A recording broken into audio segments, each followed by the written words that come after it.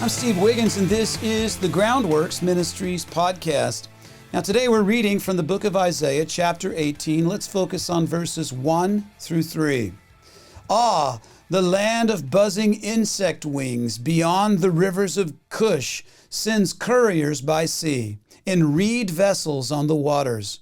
Go, swift messengers, to a nation tall and smooth-skinned, to a people feared far and near, a powerful nation with a strange language, whose land is divided by rivers. All you inhabitants of the world, and you who live on the earth, when a banner is raised on the mountains, look. When the trumpet sounds, listen. Tsetse flies were buzzing beside the Nile River, and we are in the heat of a Sudanese summer. Today's passage takes us southwest of Israel and almost to the equator. And we might be tempted to think that a country so far away from Jerusalem would not come into God's reckoning, but we would be mistaken. Nothing escapes his notice, no matter how far away that it is from Israel. Cush is called to account. Cush, known by us as modern-day Ethiopia, is in trouble. A flurry of ambassadors is bent on achieving diplomatic solutions to the oncoming Assyrian aggressors, but to no avail. Doesn't help at all. And on the surface, Isaiah's message to the Cushites is encouraging. It brings out the truth that God is in absolute control of events. The Cushites have no reason to be concerned about war. God will allow the Assyrians to come only as far as Egypt and no further. A trumpet, shofar, will sound in the mountains of Judah, proclaiming the limits of Assyria's power.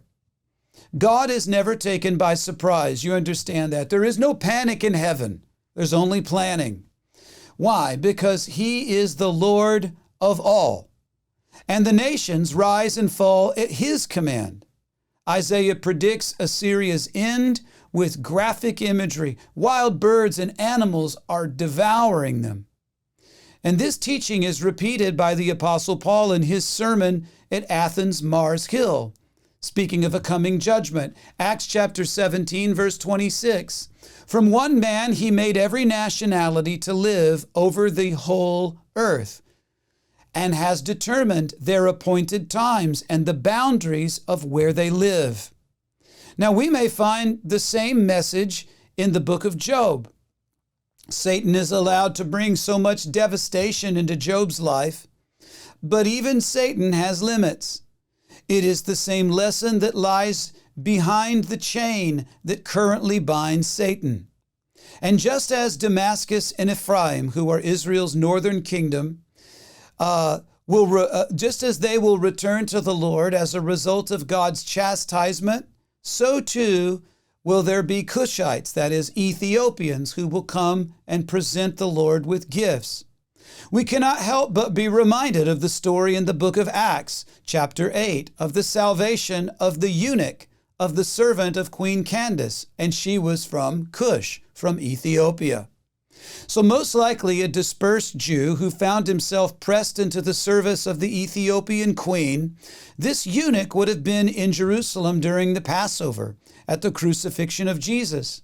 And no doubt he heard murmuring from other dispersed Jews who had heard the gospel proclaimed in their own language 50 days after the Passover during the festival of Shavuot, which we know of as Pentecost. And wouldn't you think, as this Ethiopian was reading the book of Isaiah in chapter 53 and trying to make sense of it all, that God sent Philip the evangelist to that eunuch in Ethiopia? No doubt they continued reading from Isaiah 53, and by the time they reached what we know of as Isaiah 56, its message of grace and mercy toward eunuchs had to be the trigger for the Ethiopians. This eunuch's declaration of faith in Jesus and his request then to be baptized. So let's praise the Lord that His word can be trusted and His salvation endures forever and extends to the ends of the earth. I'm Steve Wiggins, and this is the Groundworks Ministries podcast. Now, Groundworks Ministries operates entirely through financial donations from faithful people like you. And yes, we do need your monthly support. Donating is secure and it's easy at our website, groundworksministries.com. You know, another way to help is to tell people about us. Just tell them about Groundworks Ministries. You can share these podcasts with friends and family and on your social media. Of course, you can always direct folks to our website, groundworksministries.com.